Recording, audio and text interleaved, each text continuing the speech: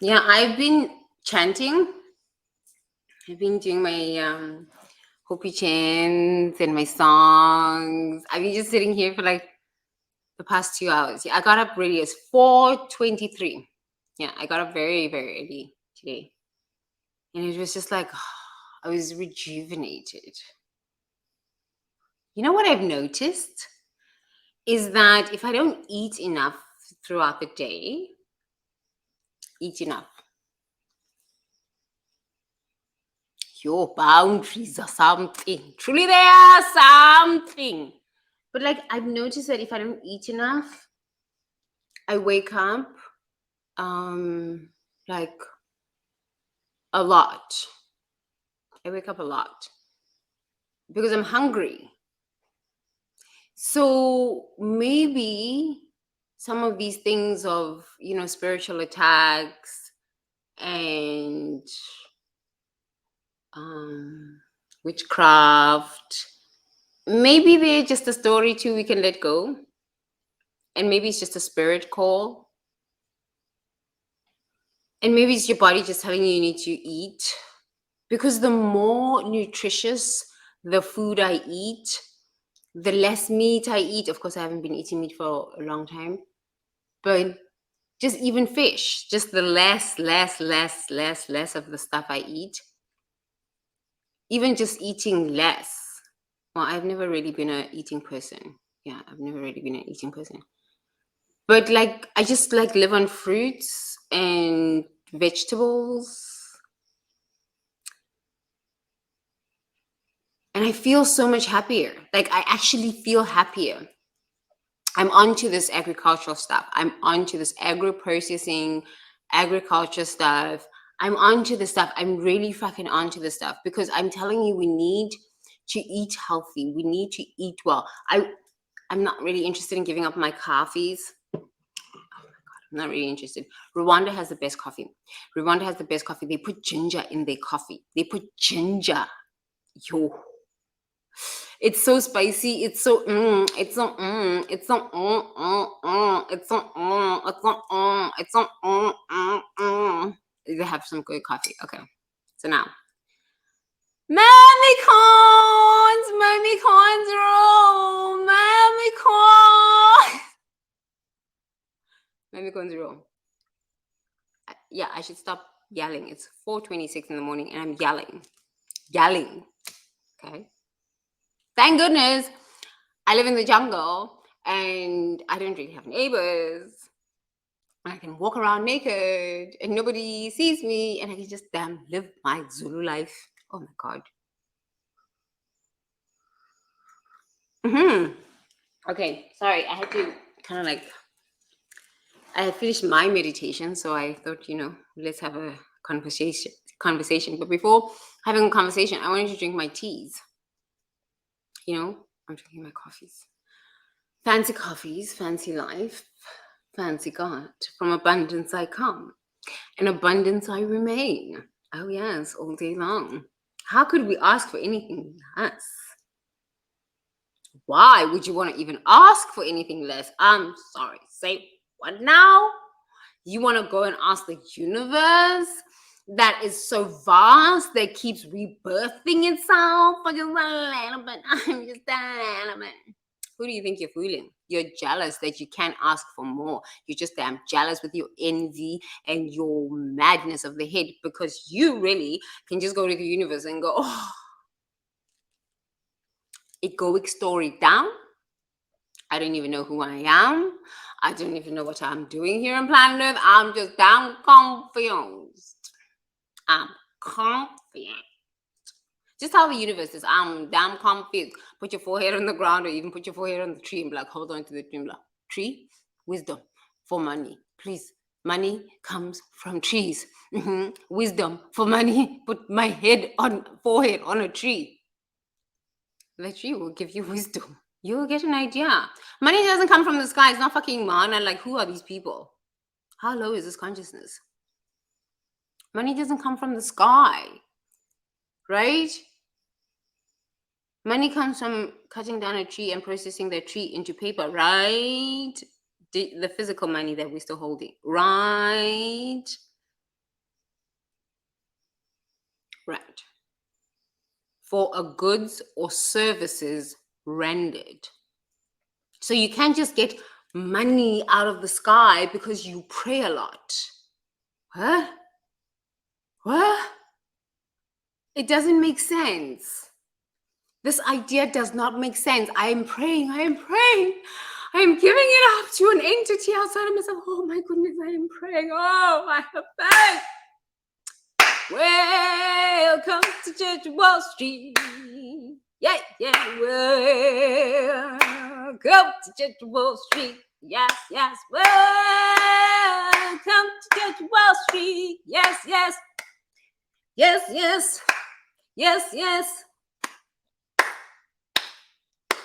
Welcome to Church Wall Street. Yes. Welcome to Church Wall Street. Yes. Spiritual awakening has a tangible ROI. Oh, yes. Money is good. Yeah. Sing along with me. Yes, money is good. Yes. Sing along. I just made that up. Innovation, creativity as my consciousness, as my being speaking through and as me. People are afraid to express their creativity. People are afraid to express themselves. People hate themselves. People think that, oh my God, I must love you when you hate yourself. I'm sorry, it doesn't work like this. No, that is a Pisces age. We're no longer in the Pisces age. We're in the Aquarius age, meaning self-love is the only way forward. And if you got no self-love, I got no love for you too. Boundaries. You stay there.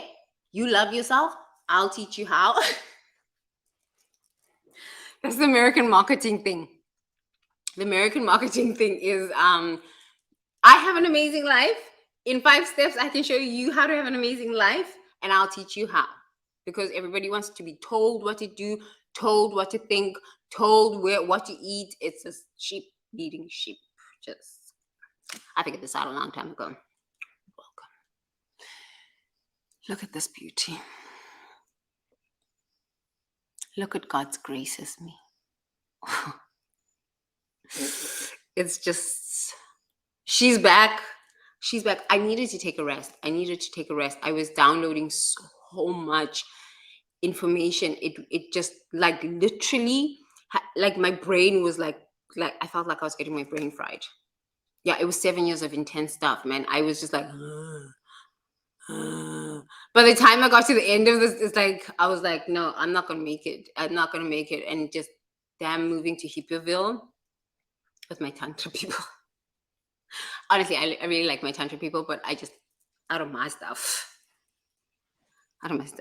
But yeah, I'm really loving living with the hippies. I've kind of found my community. I've kind of like found my peoples. I'm like out in the jungle by myself, and I don't really engage very much. It's easier. Life is easier. No gossiping, no drama. So much easier. And now I can talk to you all the time. So what I would like for us to do is forgive God. Forgive God for the education system that produces illiterate souls. Forgive God for the education system that produces illiterate souls. Yesterday, we talked about all of the illiteracy in the world. And that it's also important to rebrand every 3 to 5 years, change. 5 is change. By the time you get to 5, the change is a must. Life will drag you through this. It's like, when you're in a toxic relationship, it just keeps getting worse and worse and worse. It doesn't get better. They're going to change. Maybe they're going to change. Bang out. Maybe truly they're going to change. This time they knock your teeth out. Maybe this time they're going to change or something like this. I don't know. Men too get beaten. Don't you think I don't know stories? These men get beaten. These men are abused. These men are being abused. Let me tell you a secret. These men are being abused. Everybody's in hell on planet Earth. So this is why I refuse to hate men. This train bullshit of let's hate men, men are trash. There are some trashy men, but not all men are trash. But let's figure out why this man is trashy. There's something wrong. You know, my friend Locke, I have a friend Locke. He's on my videos here somewhere. I don't know where he is. Find it on my channel. I'll link it here.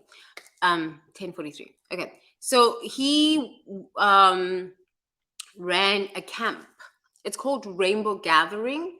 Google it, the Rainbow Gatherings. They're all over the world. And he was a camp leader because he was a pastor. So all of these children that were just kind of like lost in America, like lost. Mostly white people. Okay. They go to rainbow gatherings just to feel that sense of community. So because Locke was a pastor, even though he was a pastor, he said, I'm the preacher. He's the pastor. Okay. Yeah. So he's the pastor. So even though he had stopped ministry and he was totally out of ministry and all of this stuff, he still ran camps where he would feed the children. The youth just lost, high on drugs. They don't know what is going on. And he said, my one rule was no sex in my camp. No sex. I said, right. This is the problem because these borderlines are just running around everywhere. And then they're having sex with these narcissists. And then it's just a shit show. It's just a shit show after that because then you have to deal with the fucking dramas. And then the LGBTQI dramas. I said, right, Locke, you must tell them. There must be rules. Umthetho. No sex. He was like, can't bring drugs. No sex. Anything else? Yeah, it was like a non-denominational church. So there's little different groups. Like, so your camp can be non-denominational, where you can accept Buddhists, you can accept Taoists, you can accept Christians. So his was non-denominational. But there's ones where it's just fairies. There's ones where it's for Tantra people. And yeah, there's different to embrace different thought perspectives and embrace different ways of living. That's what Burning Man is. It's just embracing a different lifestyle. And that's really, I found that a lot of connections are made. It's like in New York, it's the nightclubs. Vegas, it's the nightclubs. Hollywood, I'm just so tired of Hollywood. It's like just fake all around. And Hollywood doesn't even understand that Wall Street owns them. Like Wall Street funds Hollywood. So yeah. When I figured this out, when I first got to Hollywood, when I first got to America, I was like, so I need to go where the money is. Because the money funds this. Because when I first got to America, I lived in Hollywood. And I took an English class. And my teacher was Mr. Cogano. He was one of the most beautiful teachers. He was like, so tell me where you're from. He was Italian from New York, but now he's living in Los Angeles. So tell me where you're from. I'm from South Africa. Well, you look like a really nice girl. You look like a really nice, well, I don't know. He had this a New Yorker accent. You look like a really nice girl. Miss Buchalezi, one thing I have to tell you is do not fall for Hollywood. He said it's all a story. You look like a really nice girl who's innocent, and you don't fall for Hollywood. You're not going to get a prince here. He's not going to marry you and make you, and you're going to live in a Beverly Hills house. You're not going to be a famous actor. That was the first day of class. Mr. Cocano, this is why I tell you, thank you, teachers. Mr. Cocano said that to me the first hour of my first class in America. You're not going to get a prince who's going to put you up in Beverly Hills. You're not going to be a movie. They're going to rape you and maybe even sell you into prostitution. You're not going to be rich and famous here in Hollywood. It's all a story. He says they die and end up in pornography. You know, I said, huh?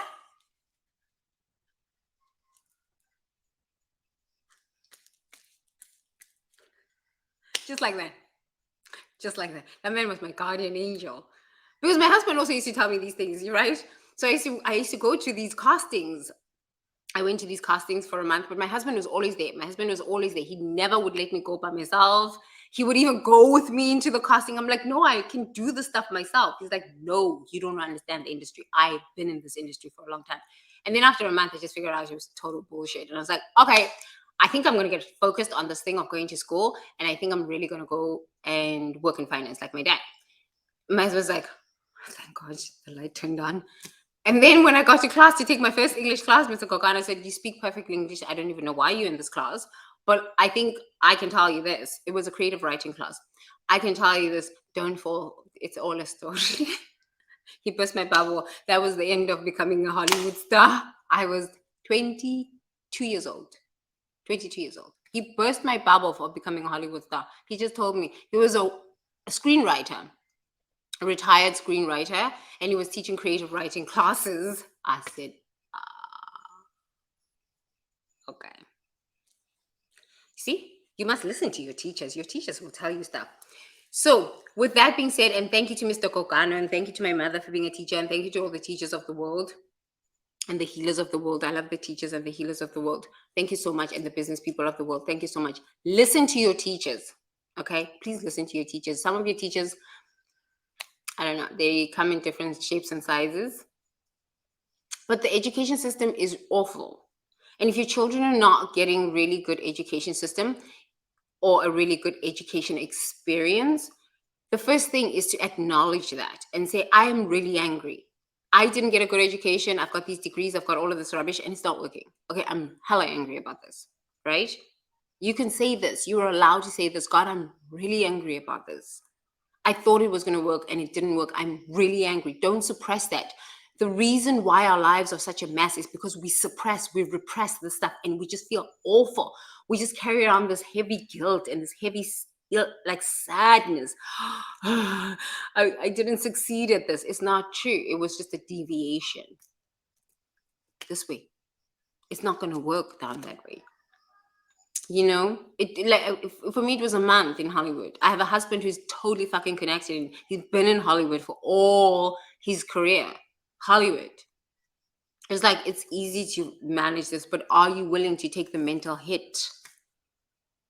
And I'm like, no. I didn't know what that was. I was a sweet little girl from Soweto. Thank God for Mr. Kokano. Thank God for investing in my own fucking education and taking a creative writing class before I was like, okay, I'm good now. I can make it through American University. Oh, this class was good. You know? So somebody's teaching you something. Just because the education system didn't give you everything that you thought you wanted, you're always learning from people, right? So we can forgive God for the awful education system, because what we're doing is rebirthing a new version of what education looks like. If education is not aligned with the purpose that you're here to fulfill on planet Earth, education becomes what it is. People with insane amounts of student debt, they are feeling purposeless, they are angry, they are vicious in the corporations, they are envious, they are stupid, and honestly, they are lazy and disengaged at work, and the gossiping. It's the education system. It's designed to be this way so that you become a pathetic, sorry excuse for a human. Honestly, it's designed to be this so that you become a pathetic, sorry excuse for a human. And then you get angry and watch telenovela and more soap operas, and you get more and more envious and more and more envious, and the consciousness of planet Earth just keeps on sinking. More and more illiterate people who don't have opportunities to self-actualize. More and more young people on drugs in South Africa. There's young people, like I went to South Africa and Braamfontein was my area. I stayed there. I even stayed downtown Johannesburg, like Emma or something like this. Yeah, it's like downtown, it's the hip area before COVID. And all I could see was these young children with this drug called unyawupe. And they were like, this drug, and everyone is ticked out. These young children are fucking ticked out, like ticked out. When you're walking down the street, I'm gangster. I'm hella gangster, okay? I live in emerging markets where you just, and then I got the power of the FBI in the US. I'm fucking invincible. I love living in countries where you just, why? It teaches you integrity. Don't fuck around. Don't mess around. Yeah, I actually prefer this. In fact, I prefer this because I'm a war strategist. So I need to understand the darkness of human beings. This I like. Hey, love and light. No, the FBI has to deal with that love and light bullshit. I don't have time for that. I love the dark shit. Okay. That is an education for me too. It's an education, but most people will think that like I'm crazy. I'm crazy. Okay. I am crazy. Education system. Let us forgive God for the education system, because if we have a lot of people who are sitting around illiterate on drugs, these are the war soldiers. How can you give men no education and just put them on the street and give them drugs? What do you expect them to do? They're going to steal, they're going to rape, they're going to kill. War is strategic. Hate is a strategy of war. Hate is a strategy of war. Okay?